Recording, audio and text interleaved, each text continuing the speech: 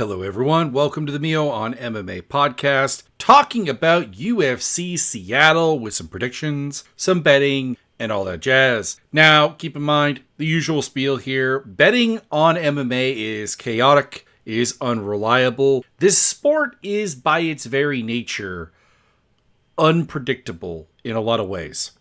What I'm getting at is, feel free to bet on it, but don't bet the house. Bet responsibly, let it happen. Let's get on with this card. This card is not bad, not great. Now, it struggles from being very limited at the top of the card. Israel Adesanya versus Joe Pyfer is a fight that I am not looking forward to. We will get more into that.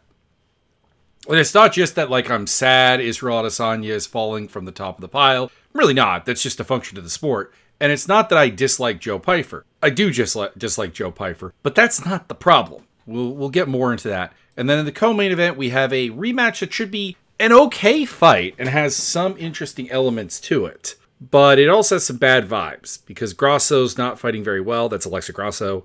Macy Barber is not terribly far away, removed from a massive weight botch against Erin Blanchfield. She's fought once since then and made weight without issue, so I'm not terribly worried about it. That is a flaw in an otherwise good booking. And then Michael Chiesa, Nico Price. I understand that this was supposed to be Michael Chiesa versus Carlston Harris. However, I don't think that was a particularly good fight either. The replacement here is not great. And then Julia Rosa versus Larian Douglas. It doesn't feel like a main event card. And then you round off the main card with Mansour Abdul Mariq versus Yusri Balagari. I'm actually really interested in that fight. That's my fight of the night on the main card. And then Terrence McKinney and Kyle Nelson, which will undoubtedly be violent, but also feels like a fight that we have seen time and time again, and therefore doesn't really deserve a main card spot. Now, all that insult to the main card, the undercard for an undercard is pretty good. Ignacio Bahamondes versus Tafik Musayev is a perfectly fine fight. Chase Hooper versus Lance Gibson Jr. has bad fight potential, so not loving it, but it could also be quite good. Could be a fun grappling contest. Marcin Tybura versus Terrell Fortune it's a heavyweight fight. We'll just leave it at that. Casey O'Neill versus Gabriel Fernandez. Looking forward to that one. Navajo Sterling, Bruno Lopez. Looking forward to that one. Ricky Simon versus Adrian Yanez. That kind of falls into the same hole as the Hooper-Gibson fight, where there is a bad version of that fight, but there's also a really banger fun version of that fight. We'll get more into that. And then Alexa Thynara versus Bruna Brazil is a perfectly acceptable strawweight booking. So undercard, pretty solid. Main card, kind of weak. There were some other fights that were supposed to be on this card. Nicole Cagliari versus Carol Foro fell apart. We had Kanji Zhu versus Mario Barbosa. Not sold on either of those guys, so it's a bit weak in that regard. Stephanie Luciano was supposed to fight Carol Foro. Foro withdrew from that, so she lost Cagliari as an opponent, got Luciano, and then withdrew. Luciano was supposed to fight Alexa Thynara, and then Luciano went from that one. So this Bruna Brazil versus Alexa Thynara fight has started off as Cagliari Foro, went to Luciano Foro, Luciano Thynara, and now Thynara versus Brazil. That's very weird. Tufuk Musavayev was supposed to fight Samuel Sanchez as well. That fell apart when Sanchez got hurt. So this card has undergone some changes, but I think honestly it came out the other side a little bit better because I think the Brazil versus Thynara fight is it's got more story to it, and I think it's a more interesting fight than a lot of the ones that were rumored to be there before it. And I do really think that it's a significant upgrade to get Musayev versus Bahamondes instead of Musayev versus Samuel Sanchez. Mostly because Sanchez is in a weird spot.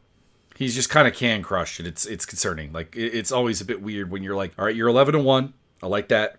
Fantastic. But you have a loss to Hugo Vargas, who's not good. You lost by heel hook, so that's not a big deal. But your best win is 17-5 Evaldo Sanchez or Santos. That's a little bit of a problem. But anyways, let's get into the fights themselves. Main event: Israel Adesanya versus Joe Pyfer. So what do I not like about this fight? I dislike this fight. And admittedly, I would probably dislike a lot of fights with Israel Adesanya at this point, because the question with Adesanya is not, is the opponent good enough to beat him? It's how far down has he fallen in speed regression, and athletic regression and technical regression, because the loss to Nasruddin Imavov is not necessarily a problem because he lost to Imavov, but it was a function of him just not being able to eat shots that he used to be able to eat. And then the Strickland and the DDP fights, and I don't want to take away from Strickland and DDP, they went out there and they fought really, really well. I would say that's Strickland's best fight ever, and that's up there also for DDP. But it was both of the fights were Israel Adesanya not having it anymore, and that was fundamentally the problem with both of them. And we haven't seen him come back and be strong. Like, he did well in the early going against Imavov, but then he proceeded to, well, get knocked out. And that's the problem, is that I think if Pyfer beats him here, I don't think I'll have gained any faith in Pyfer. I don't think I will have, thought that there's a better Joe Pyfer than I thought. I think it'll be Israel Adesanya doesn't have the defensive reactions anymore, he doesn't have the durability anymore, and he got knocked out. Unfortunately, that's the nature of it. And it's similar in this regard to Anderson Silva's fall, because a lot of Anderson Silva's losses on the way out of the UFC didn't really tell us a lot about him, about his opponents. It told us about him. It told us about his regression. It told us about him falling down. Him losing to Michael Bisping didn't really say a lot about Michael Bisping. Him losing to Daniel Cormier didn't really say a lot about Daniel Cormier. Him losing to Derek Brunson, even though he got the judge's decision, didn't say a lot about Derek Brunson, Jared Cannonier, Israel Adesanya, Uriah Hall, probably more than all, were all fights that didn't really tell us a lot about the guy who win. It wasn't stock razors, it was just how far down Anderson had fallen. And that's why this fight is unappealing to me. Now, on a technical level, I do have to take Adesanya at the end of the day, and I am going to pick him by decision, just because we have seen Joe Pyfer have trouble with anybody who has a reasonable, solid footwork and outside game. Losing to Jack Hermanson would be the key example of this. Really the only example of this, but and you'll be like, well, that was 2024, he's gotten better. Has he? I have to ask that question, really, because his wins against Marc-Andre Barrio, Kelvin Gastelum, and Abus Begimedov, they don't really suggest that he has gotten any better, because when you look at Kelvin, he's too small to play that game. When you look at Marc-Andre Barrio, he's never had that game. When you look at Abus Begimedov, that's also not his game. So and Abus actually won the first round of that fight. So at the end of the day, I don't think Pyfer has gotten particularly better at that. And I see if Adesanya has anything left, anything at all, he should be able to utilize his footwork, play the range game, win on combinations and volume. And Pyfer also has a bit of a suspect gas tank. So round 4, round 5, see him taking over. Maybe there's a late stoppage there. Probably goes the distance. Am I going to be shocked if Pyfer just goes out there and wastes Adesanya with a nuclear right hand or left hand, because he's ambidextrous powerful? No, I will not, because we saw Imavov, who is not necessarily a great one-punch killer, knock out Adesanya. It's definitely on the table. It won't tell us much. So I'm hoping Adesanya wins, but that could also just be my dislike of Joe Pyfer and my nostalgia. Even as not an Adesanya fan, my nostalgia for him to still have something left to deliver us. Odds-wise, the betting public is with me, -130 to -163 on Adesanya, +102 to +130 on Pyfer. You could bet either of those lines, I think. Adesanya, if Adesanya wins, he'll look like more than a -160 favorite. And if Pyfer wins, well, it's on the table. He's just going to knock him out. Grasso versus Macy Barber. This fight, of course, is a rematch, like I said. And my brain is having a little bit of a war with itself on this one. On one hand, there is the fact that nothing fundamentally has changed about this fight. Grasso is still the better volume and technical boxer, and she's still very, very hard to control on the ground. So the things that got her the win against Barber the first time, outboxing her for 2 rounds and being able to stand up when Barber took her down, are still very much there. And that would make you think that I'm going to pick Grasso. And that was my gut reaction initially. And I've gone back and forth a couple of times. And the second part of this is, well, Barber doesn't really have to improve a lot, though, to be able to get it done. She's a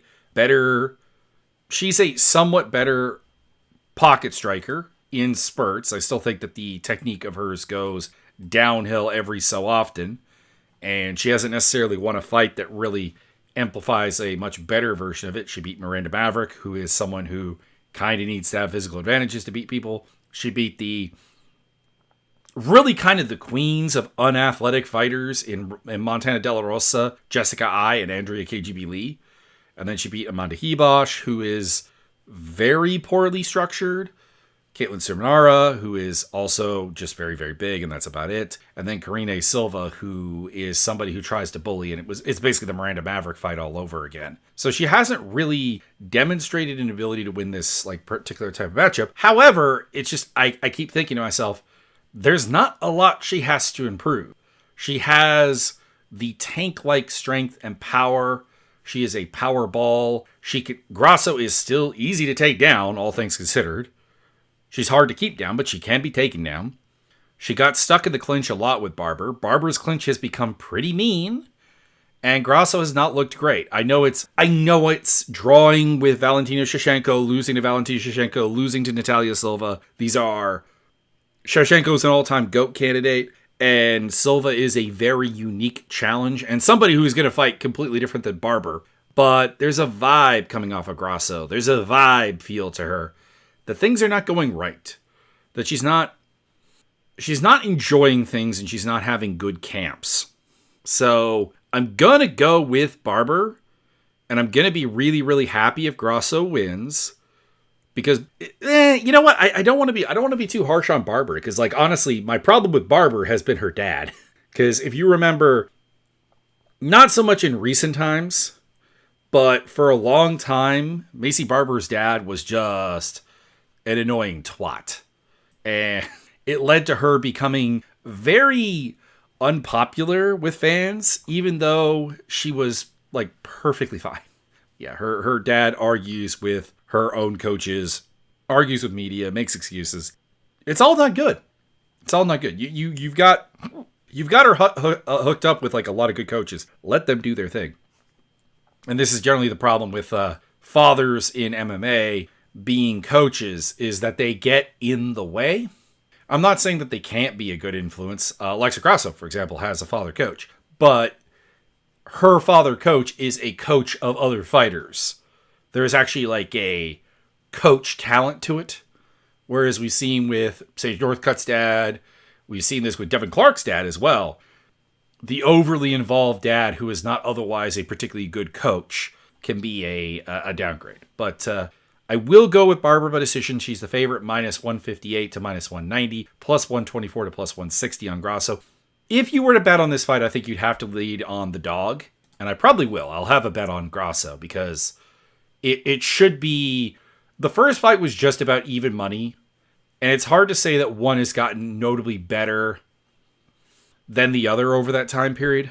Like, Barber probably has gotten better, but I think this should be even money. So I'm not really tempted by the Barber line. I am tempted by the Grasso line. Michael Chiesa versus Nico Price. This is Chiesa apparently having his last fight in the UFC, getting a warm body. Despite being the older of the two, Chiesa actually seems to be still more or less functional as himself. He has lost more fights than previous as of somewhat lately, losing to Vicente Luque, Sean Brady, and Kevin Holland. But realistically, those are fights that I think even prime Chiesa probably does lose. Brady is a super powerful dude. Holland and Luque have good Darce chokes, and they both caught him in such. And then he beat Tony Ferguson. Who cares? But he beat Max Griffin, who's still got some tread on the tire, and then Court McGee. So, despite the fact that he is 38 years old and Price is only 36, Price seems done. His last fight with Nikolai Veretennikov back in February was horrible, and I'm surprised he's getting booked slightly over a month later. That to me is a bit insane. And then you have Jacoby Smith, who beat him. That's not a shame. Jacoby Smith is really good, but he also got thrown around by Themba Gorimbo. And his only win since 2021 is Alex Morono, who is pretty washed and was pretty unathletic to begin with. So yeah, Chiesa to get a takedown, get a sub at some point. I don't really care. Chiesa's minus 770 to minus 901, plus 525 to plus 575 on Price. Makes sense. Maybe a little wide, but makes sense. And this is just an old man fight. Julian Erosa versus Lariani Douglas. This is an interesting fight, but it's one that I still don't feel is great for a main card fight. It's a two true outcome fight. Essentially what I'm saying is either Julian Erosa gets wasted at the start of the fight, which has happened 6 times in his career, so it's not exactly unusual. He's always had physical limitations. He's always been a slow starter. He's always been a cold starter. He's 36 years old. This is 145, so he's an old man. His defense is not even all that solid when he gets going, so it's there. And Douglas is a first-round finisher. He's a guy who's going to go out there and he's going to throw heat, and he's going to throw heat on the front foot, and he's going to be aggressive about it. So there is that possibility. However, if that does not happen, Douglas is a horrible fighter. He is athletic, he is dangerous, he is fast, he is powerful, he is aggressive. But his technique in every sense of the word, grappling, striking, defensive striking, offensive striking, wrestling, it's all off. And somehow he's gained a bit of a hype train from just knocking people out in the first round. I guess I get that. And like I said, it could definitely happen here. But aside from Elijah Johns, who's an okay fighter, it is against very, very, very low-end competition.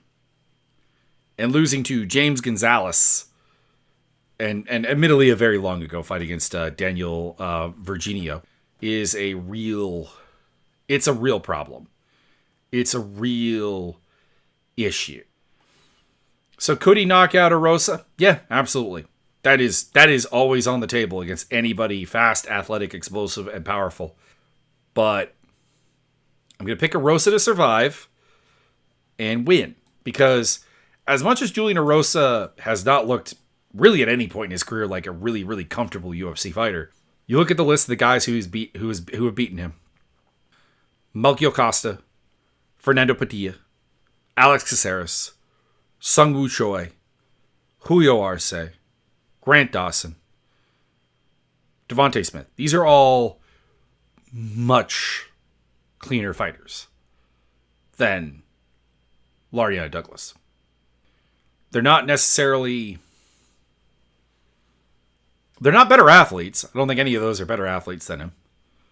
But even flawed fighters like Devontae Smith and Sung Woo Choi, because they're not very good fighters, they're guys who, the way they won is the way they can win. Smith is a reasonably well-structured boxer, and Choi is a very good offensive boxer. He's just himself very defensively poor and also has a pretty unimpressive chin in his own right. His own durability is highly, highly questionable. So, yeah, I'm going to pick Erosa. Will I be surprised if I'm regretting that pick and I've lost that pick 10 seconds into the fight? No. But I am going to go with him. I don't think Douglas is all that good. Erosa by TKO. Could be early, could be late, honestly. It could be either. I'll say late, but could be early, could be late. And Erosa is the plus 235, plus 275 underdog, minus 320 to minus 350 on Douglas. Listen, I understand betting on Douglas, but I don't understand betting on Douglas at minus 300. That should not be happening. Mansour Abdul Malik versus Yusri Belgari. This is the one I'm interested in because Abdul Malik is still very raw, still needs a lot of work, but he is a special talent. He's 28 years old, so I don't know if I can really say prospect, but he is stunningly athletic, explosive, powerful, fast, strong, all that jazz, all the traditional athlete buzzwords. Throw them out there, he's got them. And he likes to fight. He likes to do multiple different things too. He wrestles and he boxes. Like, he's got a proper wrestle boxer game. And he seems to make decently good decisions. The concern is that in the Cody Brunrich fight, which is the only fight of his where the opponent did not more or less instantly wilt once he got his game going, it got ugly towards the end. It got ugly at the start. It didn't really get much better in the second round.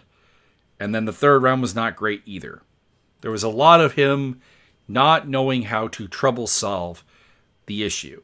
And the problem kind of is that outside of having problems with Nick Klein in round 1, and then Klein gassing himself out, there's not a lot of him displaying problem solving. Like his solution to Wes Schultz and to Nick Klein was, you're both going to get tired being as spastic as you are, and then I'm going to knock you out. And Duško Todorovic, he just took that man's lunch money. Same with Antonio Tricoli. So the question is, he's up here against Belligari, who's someone who is probably not going to gas, is an efficient striker, is, as much as he doesn't really have a reach advantage, he is still 6'6", which is insane. We're talking Kendall Grove, Luke Barnett territory of the middleweight division. And he's a guy who is, with the right coaching, with the Glover Teixeira crew, who made Alex Pereira into such a great threat. And he's got a kickboxing background that is very, very solid. For this division, he is a very good outside striker. He utilizes a jab, sharp, he's creative, he'll work to the body, he'll work to the head. And I think at the end of the day, I'm just going to go with a underdog pick here, because Belligari could get bullied. It's on the table. Mansour Abdelmalik is a way better athlete than Azamat Bakoyev. And Bakoyev, well, he lost, did have some moments of wrestle bullying, some. And Abdul Malik, like I said, is a faster and much more durable, because Bakoyev's issue is that his chin is not good. But I don't like what I saw in the Brunbridge fight. I kind of need to see Abdul Malik do like some problem solving, some creation beyond the just let the guy spaz out variety that he's shown me. So I can't pick him at favorite odds. I definitely can't pick Belligari at favorite odds. Mansour Abdel Malik is the favorite, minus 120 to minus 158. Minus 105 to plus 124 on Belligari. I would go with Belligari by a late TKO in what is perhaps a learning moment for Mansour Abdel Malik.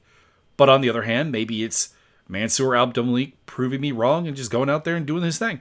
Terrence McKinney versus Kyle Nelson. I'm picking Kyle Nelson by TKO. Terrence McKinney fights have always the same thing for me. If I trust the guy to take punishment and survive, I will pick them to beat Terrence McKinney because he will self-destruct. If I do not trust them to take the punishment, I will pick them to lose in the first round by horrible, horrible beatdown. And Steve Garcia did knock out Kyle Nelson in the first round, which is concerning. But otherwise, he's taken some pretty decent shots from some heavy hitters, including the likes of Matt Frivola, including the likes of Jai Herbert. Billy Quarantillo is not a big hitter, but whatever. That's a bad example. Even Blake Builder, who, like, the one thing about Blake Builder that I have faith in is his punching power. And super Korean boy, Doo-Ho Choi, also on that list. Would he fit in? Is he like way better than a guy like Slava Claus or Mike Breeden or Fares Ziam or Matt Frivola? No, not really. But I do think he has more of a vibe of like a Nazim Sadikov, Drew Dober, Chris Duncan, Esteban Ribovic type of guy. So I will take him. But like, I'm not ever going to be surprised if McKinney puts someone away in the first round, because he is, for about 2 minutes, he is a exceptionally dangerous fighter. He is the favorite, minus 150 to minus 190, plus 118 to plus 160 on Kyle Nelson. And that's another thing, is I would always pick the underdog in fights that he is in, frankly. Ignacio Bahamondes versus Tufik Musafayev. There are some examples of Bahamondes fights that had me a little nervous. I'm looking at the Ludwig Klein and John McDessie fights, and even the Rafael Fiziev fight. But Musafayev feels like a much worse version of Fiziev. Not necessarily a much worse version, because there's some things he does well. He feels like a guy who has kind of faced it on guys who are just not very good for a long time, and he's come to the UFC a little bit too late. 36 years old, the 155 division is a bit old. He doesn't have great volume. He doesn't have great opportunity creation. He kind of takes advantage of people leaving glaring weaknesses for him to exploit. And Bahamondes is not a great fighter, but he is a long fighter. He is somewhat defensively responsible, and he fights a decent volume. So I just see him out-voluing Musafayev on his way to decision. A late stoppage is on the table. Musafayev is not iron-jawed, but I don't know. I look at Baja Mondays' finishes, and I'm just like, they're all guys who are like a little bit less durable. They're Jalen Turner, whose main issue is durability. Manuel Torres, who his issue is not durability as much as it is a complete lack of a defensive game. Christos Yogos, same. Rong Zhu kind of gift wrapped him a Bravo choke, if I recall correctly. And then Roosevelt Roberts getting wheel kicked. Roosevelt Roberts is a terrible, terrible striker. So, and then like Trey Ogden went the distance with him. Ludwig Klein obviously did. Rafael Fiziev, John McDessie. These guys are much more similar to Musayev in terms of durability and defensive responsibility. So late stoppages on the cards, but Baja Mondays by decision is my pick. Minus 295 to minus 335 on Baja Mondays. Bit wide. Plus 220 to plus 255 on Musayev. And then we have Chase Hooper versus Lance Gibson. The only thing I'm going to really say about this fight is I really hope it's a grappling fight because I don't want to see these two guys kickbox. I have zero interest in that at all. They are both not functional strikers. Hooper's striking is merely there to give you something to think about before he gets into the takedown or even pulls guard. And Gibson's striking is terrible. Gibson's fight with King Green was really bad. I know he got a split. I know it was a split decision, but I do not know how. The second round is the only round I could conscious anyone scoring for Gibson. So I'm going to pick Hooper because generally speaking, if you grapple with Hooper, you don't win. It's not impossible to out-grapple him. It's been done. So like he beat Jim Miller, he beat Clay Guida, he beat Slava Claus, he beat Jordan Leavitt. I think that's actually probably the most relevant to this one because Leavitt is a better grappling version of Lance Gibson Jr. Super strong guy who actually has a decent takedown game. So I'm going to go with Hooper by submission because he's aggressive in that regard. Could go the distance. I'm just hoping it doesn't end up being a kickboxing match, in which case Lance Gibson Jr. might actually be able to win. Minus 275 to minus 300 on Hooper, plus 210 to plus 240. And to be clear, it's not that I want Lance Gibson Jr. to lose. I met his dad, I think I said this on his debut, who was nice to me in a fan fighter sort of vibe. And, I would love to see his son do well. He's Canadian. But if he wins, I fear it's the absolutely boring version of the fight. Marcin Tybura versus Tyrell Fortune. I'm going with Tybura by TKO here, largely because of underdog status. By the way, the betting odds on this one are very weird, because Fortune by sub is the most likely outcome. Over sub. Very weird to me, because if Fortune wins this fight, it's not by sub, it's by TKO or it's by decision. I'll throw that out there. So if the betting line actually comes through on this one, I don't know what to do.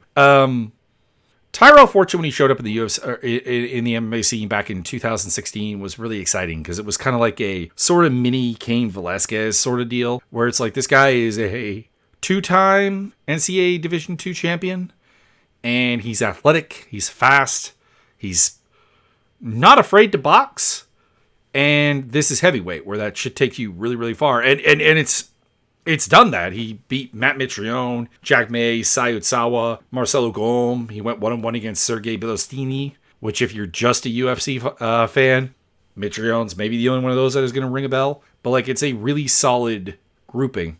The problem is that every fight he's had that he's lost, and even some of the ones that he's won, have indicated a really an inconsistency to his game, an inconsistency to his fight IQ, and a really aversion to difficulty. And Tybura, if he doesn't put him away, is going to be difficult. That's Tybura's hallmark of, I am not athletic enough for this, but I am tough. I am mentally tough. I am not necessarily actually the most durable guy on the planet, but I'm going to be there as long as my body allows me to be. And I'm going to reverse some things on the ground. I'm going to be difficult to out-grapple. I'm going to be difficult to neutralize. And all of those things seem like a bad move for Tyrell Fortune. It's weird to see him in the UFC now because they ignored him for just so long. But I will go with Tybura by TKO to at some point just get a dominant position and rain down blows until Fortune gets stopped. Now, if Fortune wins, better for the division. Awesome for the division because he's he's 35 years old, so he's not a prospect anymore. But this is heavyweight where there's the really long timeline. He could have fun fights with people. He could legitimately be like a Curtis Blades-esque fighter. So I'm hoping for good things and like kind of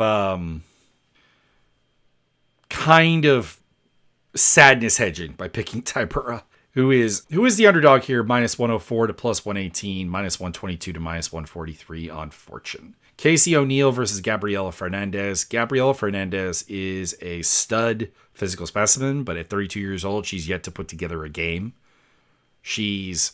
None of her fights strike me as like functional. Her wins are people who she just kind of hits harder than, and it works.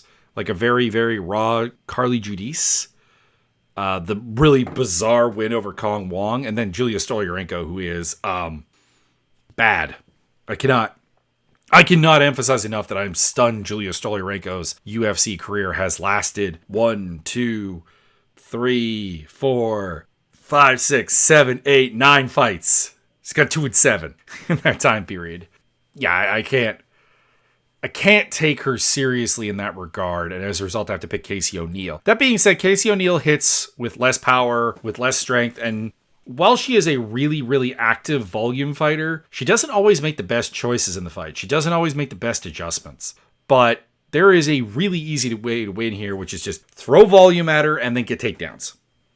Rinse, lather, repeat. Throw, clinch, takedown, throw on the ground. Continue, because Fernandez, for all of her strength and all of her natural takedown defense options, she's actually pretty bad at it. So O'Neill by decision, she is a surprising underdog, plus 100 to minus 113, minus 110 to minus 121 on Fernandez.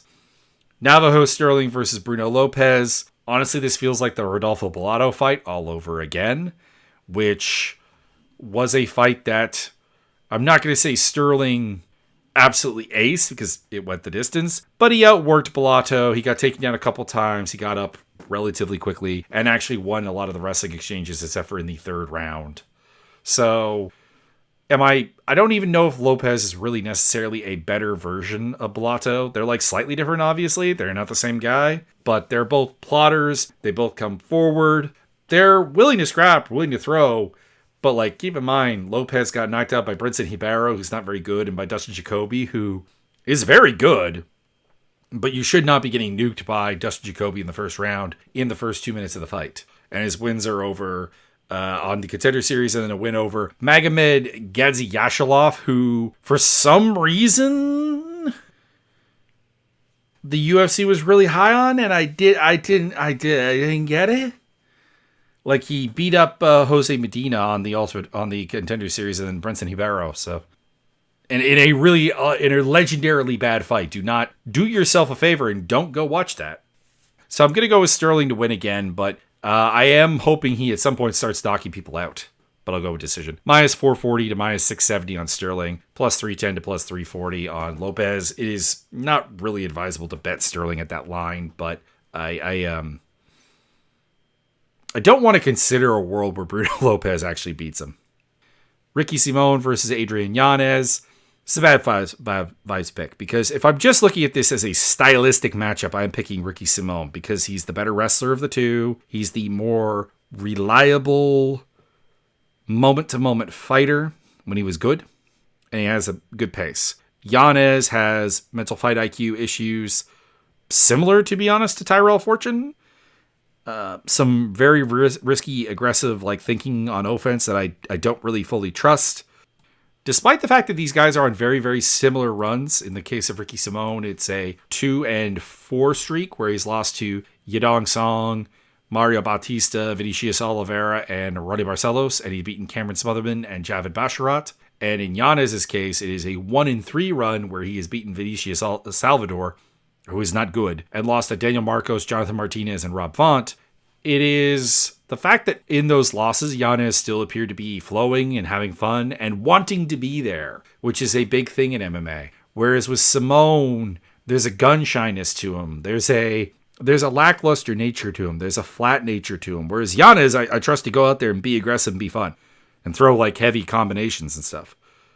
It's not smart. It's not defensively sound, but it's it's fundamentally still Ricky Simone or Adrian Yanez, whereas Simone is in this headspace where he wants to wrestle, but he doesn't want to actually close the distance to get to the wrestling games. And while he has the best win of the group lately in Basharat, he was losing the fight to Basharat before knocking him out. So I'm going to go with Yanez to just kind of still be Yanez. And I don't know what Ricky Simone is.